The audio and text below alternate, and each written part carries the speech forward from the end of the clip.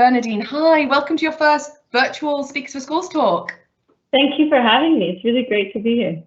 Thank you so much for making the time. It really is appreciated. So I think you have a great presentation for our students to get us started, and then we'll move to some questions. Sounds really good. So hi, everyone. As Carly mentioned, I'm Bernadine, and I'm going to talk to you today a little bit about my career journey and what I work on. And the title of this talk actually comes from a t-shirt that I used to own as a kid that I've tried very hard to find a photo of myself wearing this t-shirt, but it basically said, do what you love, love what you do. And when I was thinking about my career journey, I think that that is one of the things that I have learned a lot from my experience. And I want to explain a little bit more about why that's not just a few sentences where you switch the words around, but that it actually has a lot more meaning. So I am a foreigner here in the UK. I was born in the Netherlands, but I grew up most of my life in the Dominican Republic. It's a little island in the Caribbean, as you can see on the map on the left. It's between Cuba and Puerto Rico, and it's close to Florida in the USA. And somehow I've ended up here in the UK working in Shoreditch, really close to all of the tech scene of London, what they call Silicon Roundabout. And when you look at those 2 points in time, you kind of go, how do they connect to each other? That's really crazy. And when I was trying to think about it, the answer is that it's because of the slogan on that t-shirt. So I went from, on the left, that's actually the art school I went to in the Dominican Republic after high school. It's a little fake Italian village in the Dominican Republic that has an amphitheater and all kinds of amazing stuff, but it also has an art school. So I actually went and studied there for 2 years, and then I had a degree from Parsons School for Design in New York, which actually just last year was announced as the best art and design school in the USA, which was kind of cool. And then I came to London to do my master's in art history and ended up working, as I mentioned, in Silicon Roundabout in Shoreditch. So it seems kind of interesting that you go from something that's so rustic and so like in the middle of nowhere on a river, it's a magical place, to something so busy and big and where you just feel like an ant in this huge environment. And I go to the first thing that I guess the reality is that usually when you think about your career, you think that you really have to go for the biggest thing first. So you want to go to the best university, you want to go to the one that everybody is jealous of, etc.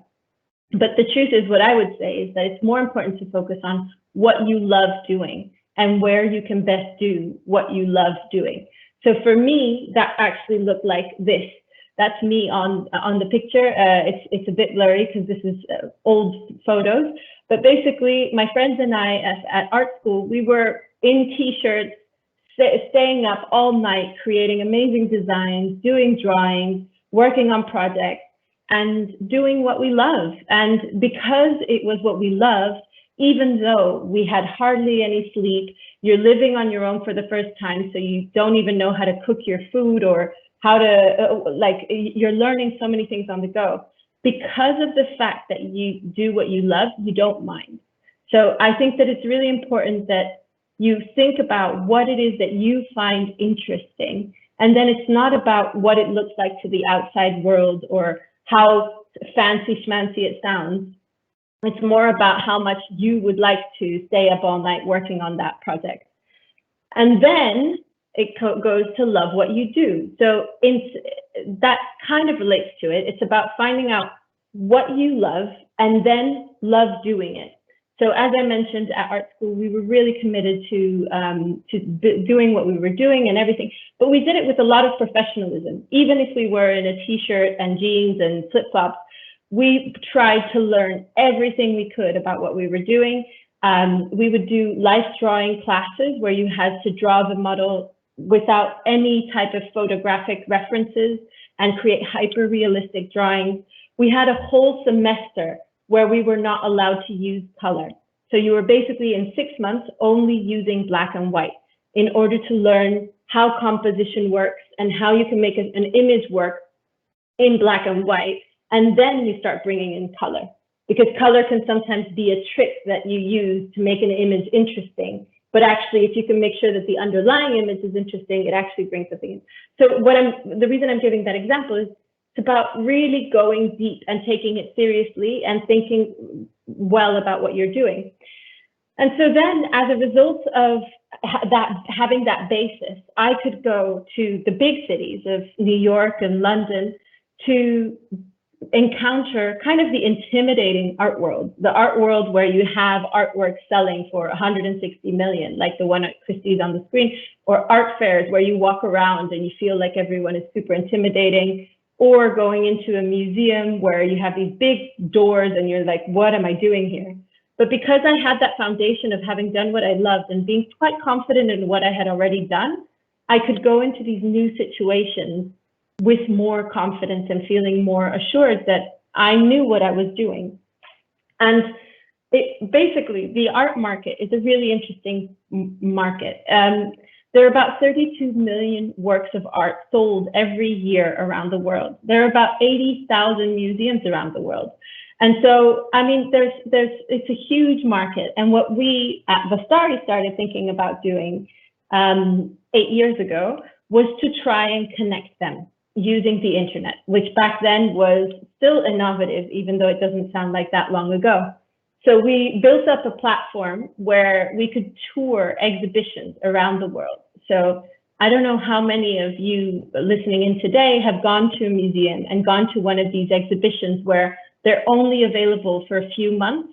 So maybe there's a short exhibition about Van Gogh, like the one on the left, or a short exhibition about Toulouse-Lautrec, which is the middle one, or a short exhibition about baby animals in a science museum. Those exhibitions actually tour from museum to museum. And when I was in that intimidating art world, I noticed that that was being done quite inefficiently. And so we built a website to make that more easy. Basically, you can book these shows like you would buy something on Amazon, rather than having to pick up the phone and call everybody and try and figure out where you wanted to go, etc.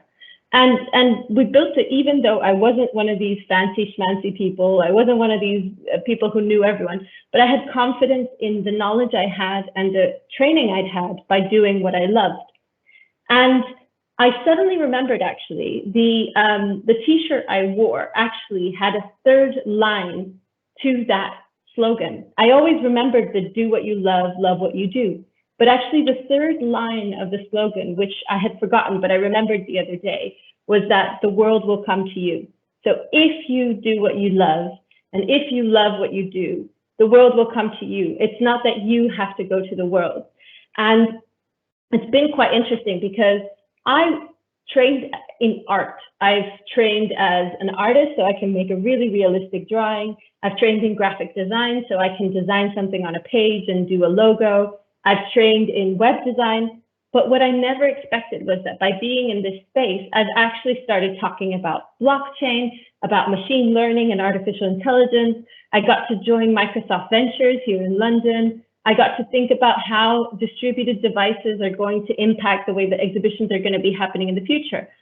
All of that stuff sounds super complex, but because I focused on what I cared about and what I knew, I had the confidence to keep learning throughout my career. And it wasn't just about that first step I had done, going to art school in the middle of nowhere. It was about the seriousness I had with what I was trying to do.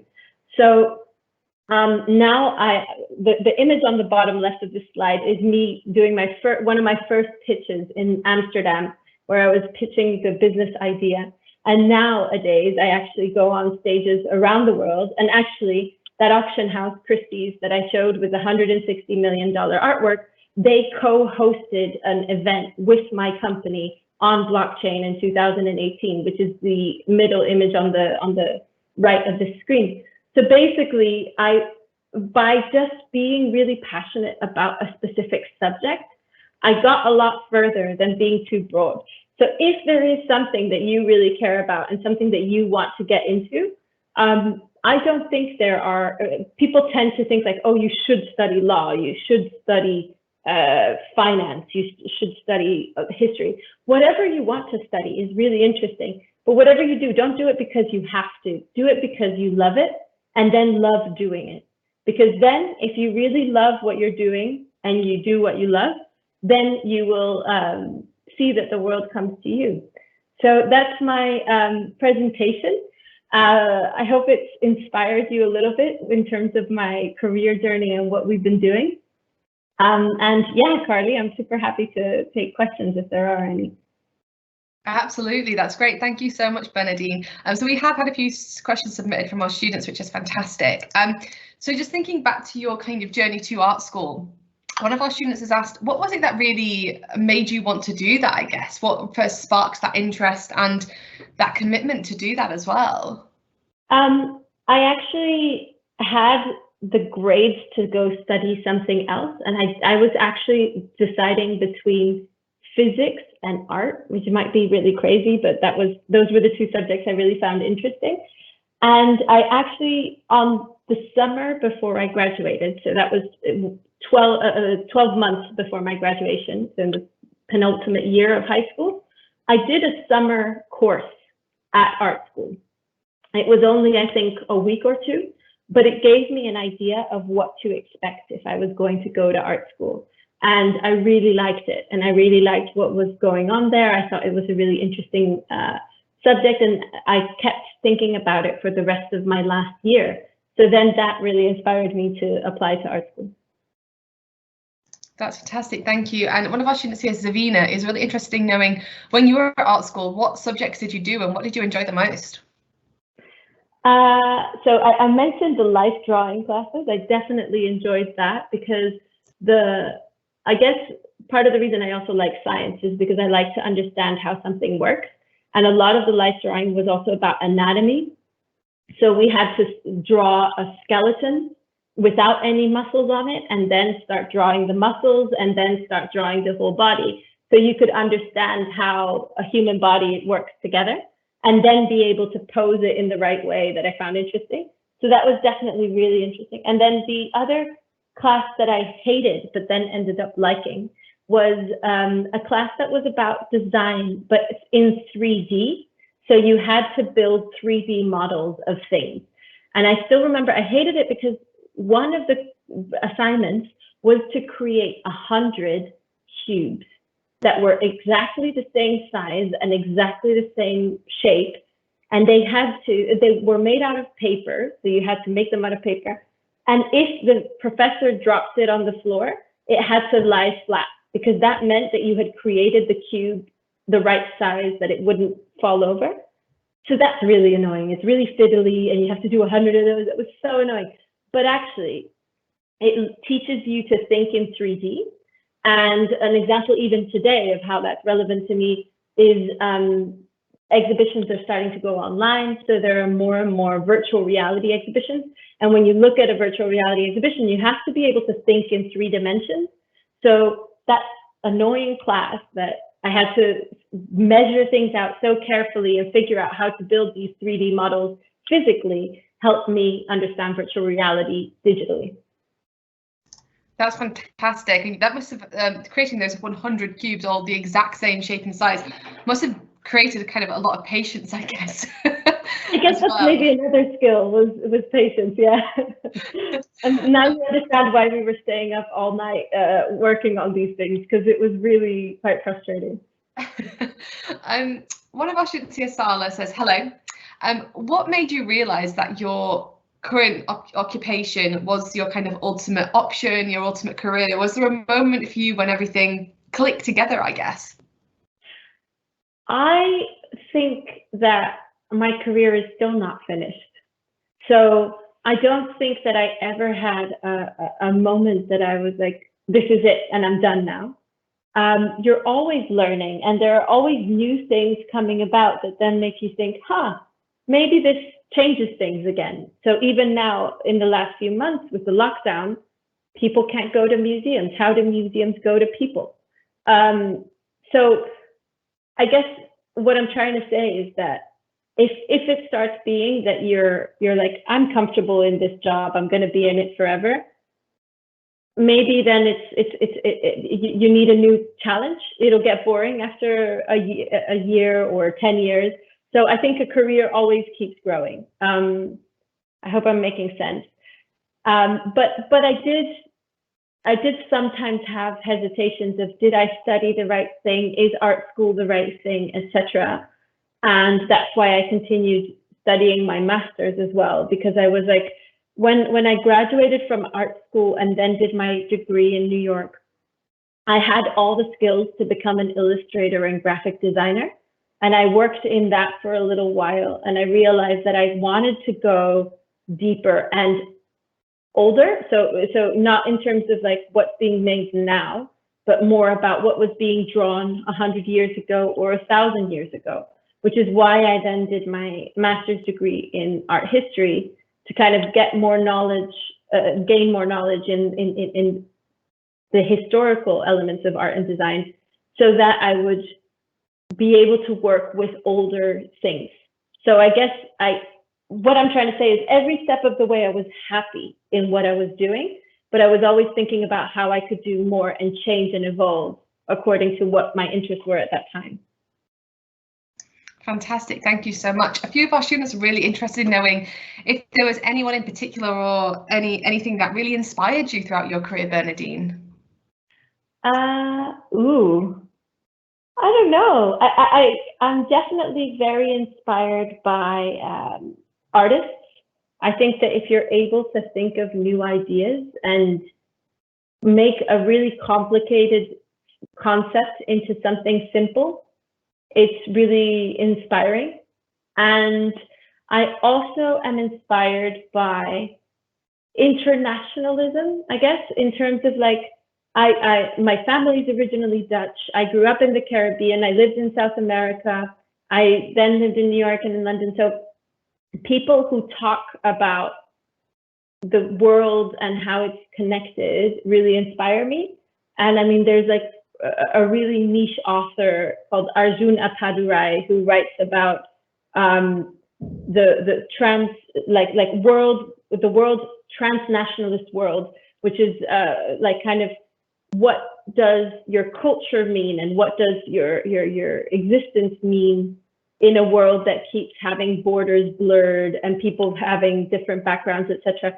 So that's always inspired me.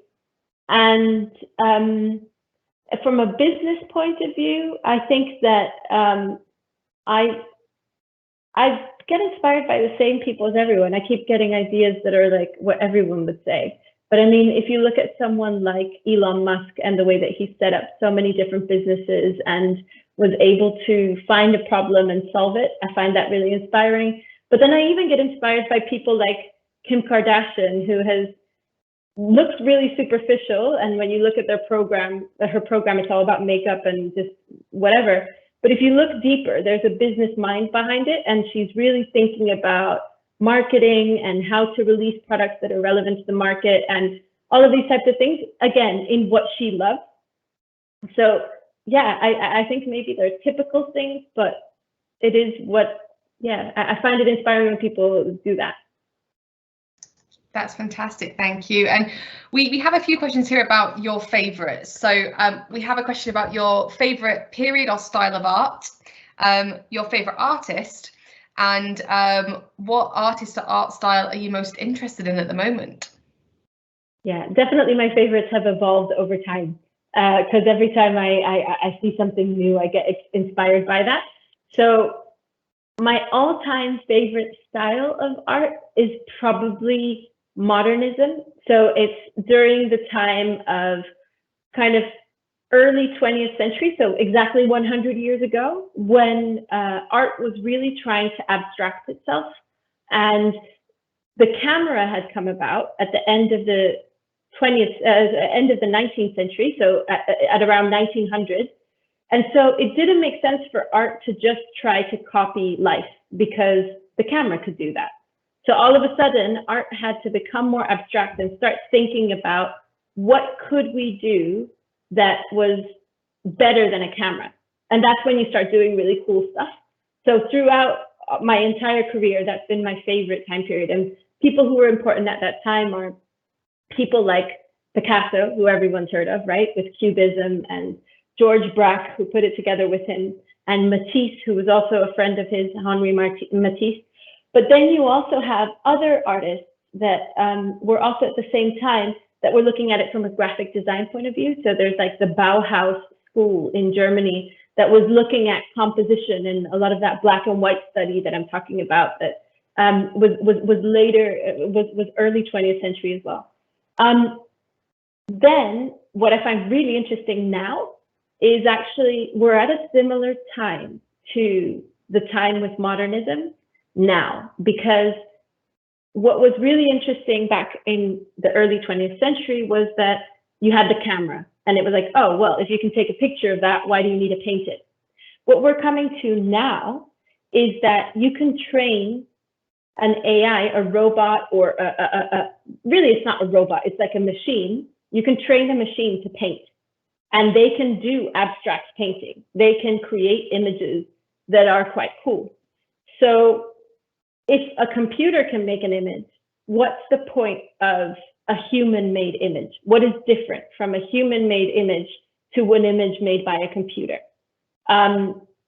So I think the art that's happening right now, so for example, there's GAN art, G-A-N art, that is using AI to create images. That is inspiring me a lot. And I think that there will be a lot more cool stuff happening in terms of looking at what do artists make in a time when computers could make images too. So yeah. That's amazing. Thank you so much. We've had a few students asking questions about kind of art exhibitions and museums. And so one of our students here has asked, in your current role, do you get to curate exhibits, or do you enable galleries and others to do just that? Really, really good question, and really good understanding of what we're doing. We don't curate the exhibition. So that's one of the things where Vastari as a company decided, you have to decide where do we stop and where do others start, right? And what are we facilitating? And we decided that we weren't going to compete with our users. So our users on the website are people who curate exhibitions, and we connect them with people who want to show those exhibitions. So we don't want to compete with people who curate exhibitions, and we don't want to compete with people who show exhibitions. We just want to help them match with each other. And that's our decision. We could have maybe at the beginning decided that we wanted to curate as well. But I think that we're a bit like I guess a YouTube or an Amazon, but Amazon does compete with its own users. But basically, we're trying to be a matchmaker rather than being the curators ourselves. Fantastic, thank you. And with that matchmaking, one of our students here has asked, do museums generally contact an artist for an exhibition, or do the artists ask museums? Another really good question. Museums feel that they are the official people who decide what is good art, right? If art is in a museum, it's considered important.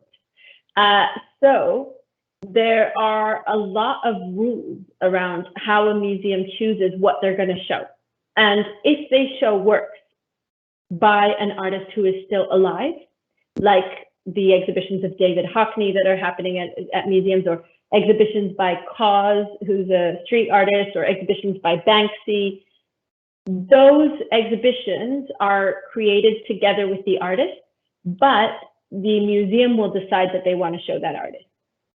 And the artist can sometimes propose things to museums, but because of the fact that museums feel that they have such an impact on that artist's career, they feel it has to come from them. But I sometimes find that a little bit problematic, and that's one of the reasons why Vastari allows artists to upload proposals on the platform too, because actually, if museums could see more artists' proposals, they might choose different proposals. And right now, they always see the same artists, and they're usually white guys, to be honest, because of the fact that they only have access to those artists. And we've kind of created a system that always promotes those artists. So we really try at Vastari to bring other artists and hopefully get them to exhibit as well. That's great, thank you so much. Charlotte here has asked, have you worked with any photography-based exhibitions? And what does that entail from your perspective? Is it different to other types of exhibitions, or is it the same? Yes, photography exhibitions are definitely different, and we have worked with them. So putting on an exhibition is an expensive enterprise.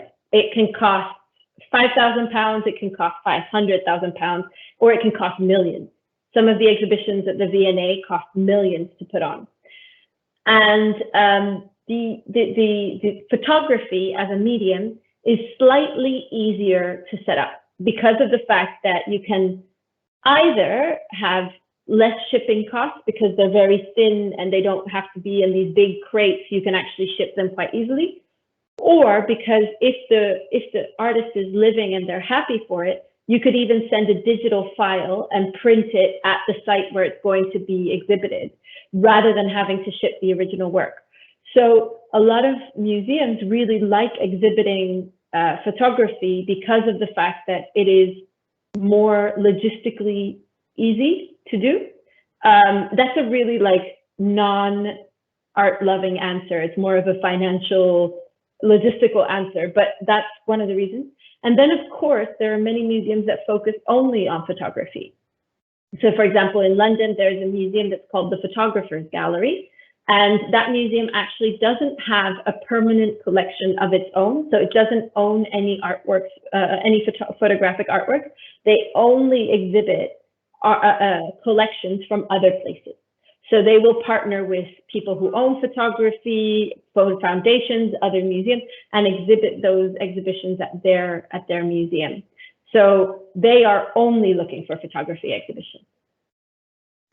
Fantastic, thank you so much. And finally, just on kind of exhibitions specifically, we have more questions ready from students as well. Grace has asked, what's the favourite exhibition that you've set up, and what's the best exhibition you've ever been to? Ooh, the first exhibition we set up, this is a very good question. I think the first one that because you have to remember, we're a bit like a Tinder. So we match people and then they go on a date, and then we don't know if they get married. We basically introduce them and they go and do their thing, and we don't know if they get married. So for quite a little bit of time when we first started, we introduced a lot of people and didn't know if they were getting married, right? And then suddenly one day in 2014, I think it was, someone called us from Italy, and it was in Turin in Italy. And they said, "Thank you so much, guys. Today is our opening day of our exhibition. This is thanks to you." And we were like, "Hello, who is this? What is this?" And it was a museum in Italy that we introduced to an exhibition about Henry de Toulouse-Lautrec. I showed an image of him before. He was one of the artists painting in the Moulin Rouge during that French time when things were like cabaret and all kinds of craziness. And that exhibition happened thanks to us. And they had queues around the block, and they were so happy with the exhibition. And so that was our first marriage, where we basically got the news back that they were working together. And my favorite exhibition recently actually was, I was talking about how I'm thinking a lot about virtual reality and about digital art and that type of thing. There was an exhibition here in London that was called "We Live in an Ocean of Air," that was only supposed to be shown for about 2 months, and it was extended 3 times to be shown for about 6 or 7 months because it was so popular. And what it was is you wear a virtual reality headset in a space with five other people, so it's 6 people at a time, and it has a breath sensor, it has sound, and it has the headset on, and it makes you feel like you're in the middle of a tree, and you can see your own breath, so you can see the carbon dioxide going out and the oxygen coming back in as different colors, and you can see the molecules that the tree is made out of. And you can play around with the molecules of your breath and that kind of thing in virtual reality. And you can see the other people, the other 5 people you're with, as oxygen bubbles and carbon dioxide bubbles that are walking around. And it was just a perfect example about how you can have a digital artwork in a physical space that was using the top technology to create an experience.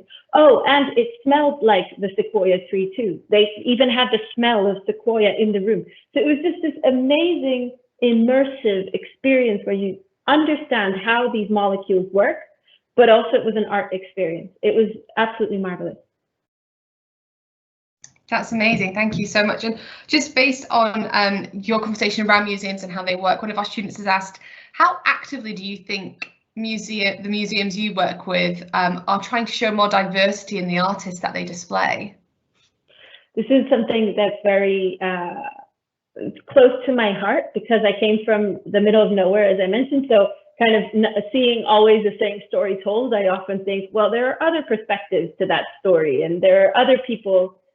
I always think about who's the voice telling the story, right? So it's not even just about showing diverse content. It's also about having diverse curators telling that story, because someone who has a different life experience will tell that story so differently from how someone else with a different life experience would say.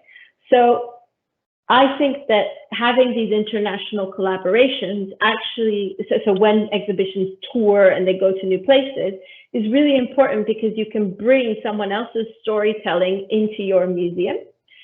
And this is going to be a bit of a longer answer because I'm very passionate about it, but we did a survey of museums in 2018 to find out how many museums, for example, in Europe, import shows as well as exporting shows. So how many of them will show something that was created by another voice?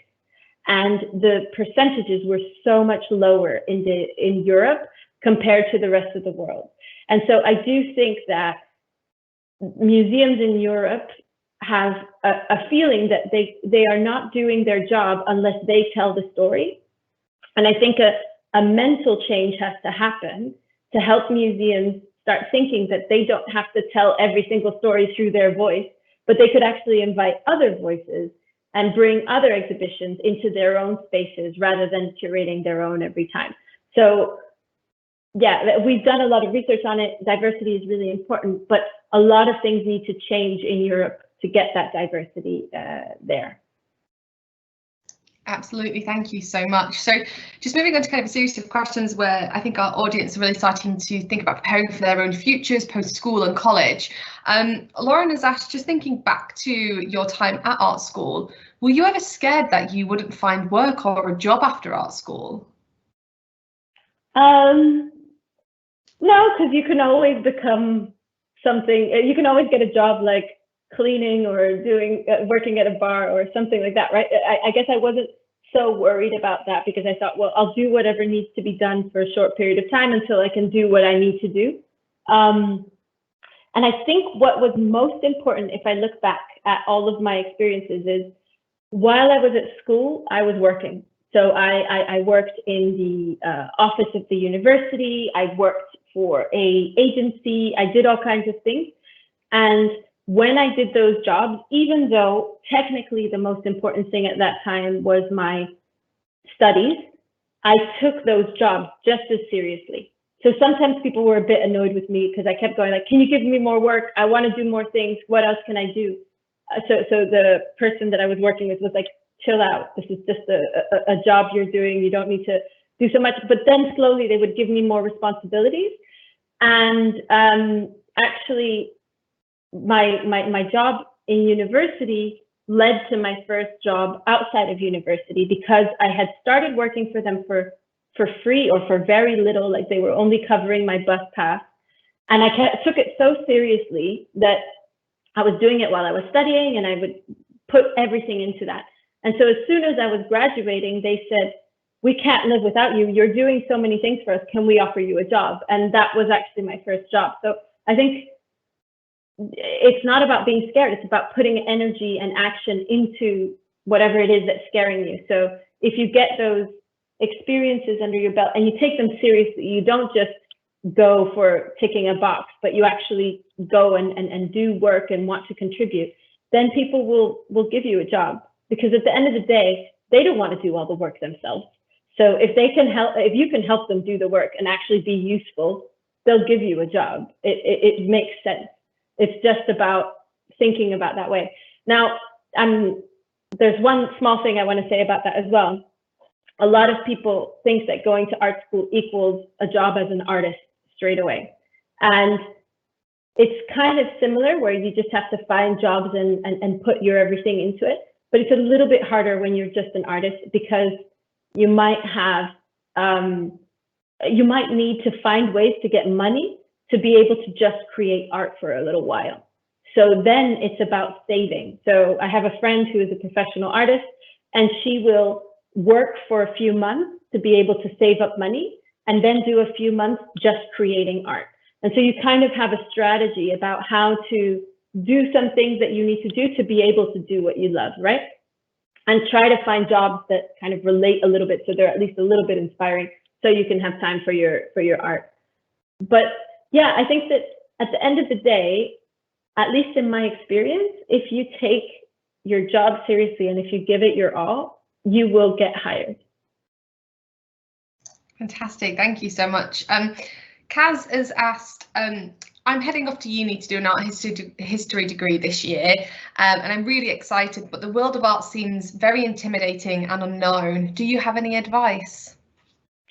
Oh, if you're studying art history, I think that a lot of art history programs are still maybe a little bit old-fashioned in how they study art history, in terms of they focus a lot on the canon, which is like, first you have Impressionism, then you have Cubism, then you have all this, and kind of going through the isms.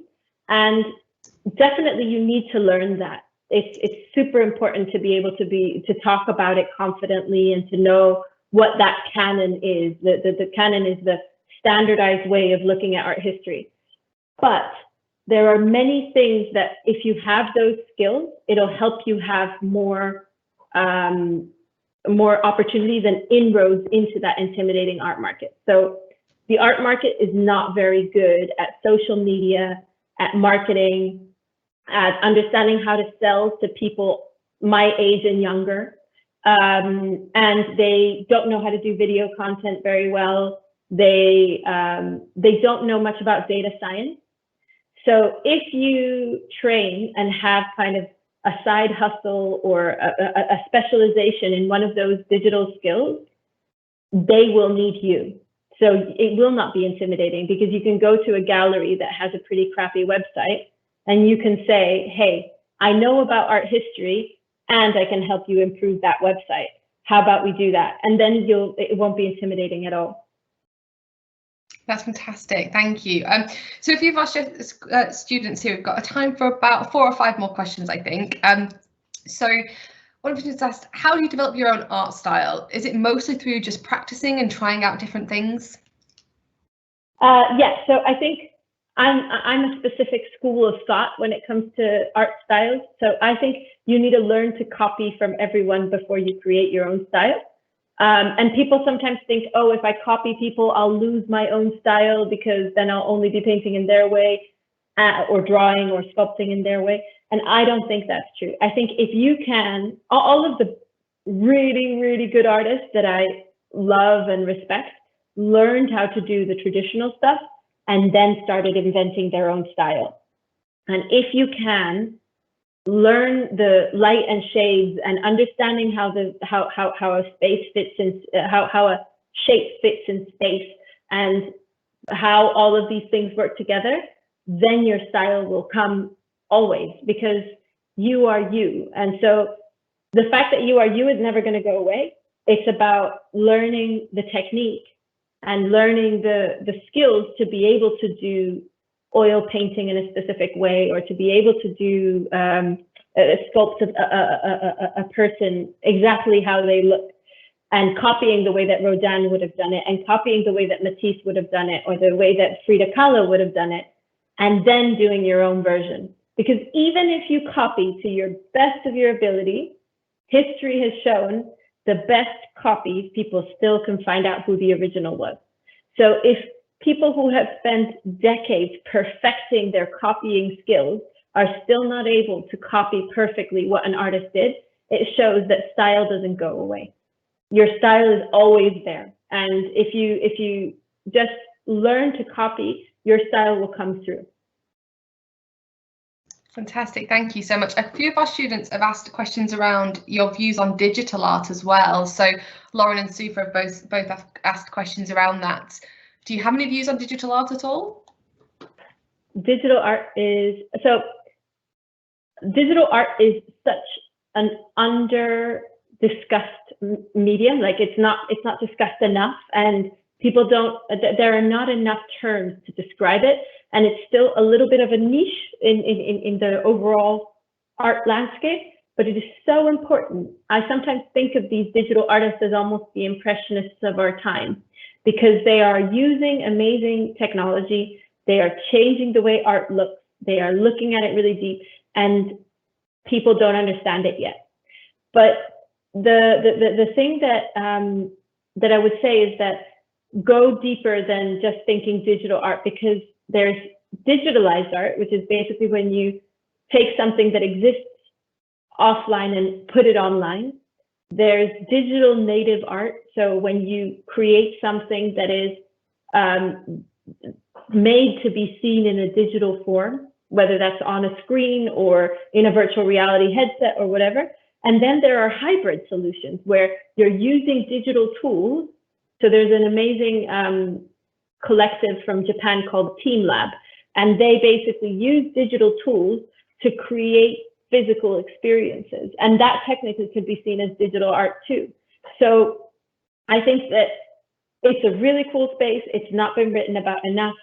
And if you're interested in digital art, there's a really great blog called Artnome, which is ARTNOME, and they basically create, he writes a lot about digital art, and Jason, who's the author, is really passionate about digital art, so it might be a great place to start. That's great, thank you so much. We'll try and find that link and share that with students now. So a couple more questions. Lauren has asked, did you produce the piece behind you? Oh, no, that's actually a street artist. Her name is Anna Laurini, and it's a funny story. I actually posted, I saw a lot of her faces on the street here in London, and I posted an Instagram photo because it was actually my favorite street artist I saw at the time. And a friend of mine from New York said, hey, I know that artist, you should go visit her. And then we went and we actually bought a piece from her, and now she's getting quite famous, so it's kind of cool. But yeah, no, it's not mine. That's fantastic. And what a great way though to share something on Instagram from the city you're in and have someone from an entirely different country say, oh no, I know them, this is who they are, you should go meet them. And one last question. Ralph has asked, if you could meet any artist from history, who would you want to meet and why? Ooh, it's a tough one, because a lot of them that I would want to have a conversation with were not really nice people. So people like Leonardo da Vinci, Michelangelo Buonarroti, all those guys from Italy in the 15th century, not such nice people. They were kind of divas. So I would have loved to have maybe met them once or twice, but not really become their friend. I think the person who I think would have been really fun to meet and be friends with is probably Frida Kahlo. She was an amazing artist. She had a really tough childhood and still got through it. She met some of the most amazing thinkers of her time, and she held her own as a woman at the time when people didn't take women so seriously. So I would have loved, yeah, she's definitely the one I would want to be BFF with. That's fantastic. Thank you so much. And unfortunately, that is all we have time for today, Bernadine. But thank you so much for being with us. I think the questions that our students put forward were absolutely fantastic, you know, ranging from your work in exhibitions and your experiences to questions around art, and also helping them prepare for their kind of futures, you know, post 16 and post 18 as well. So thank you so much for making the time to be with us. I loved it, and thank you for having me. The questions were amazing. I never expected that there would be so many cool questions. So thank you for that. It was really a nice conversation.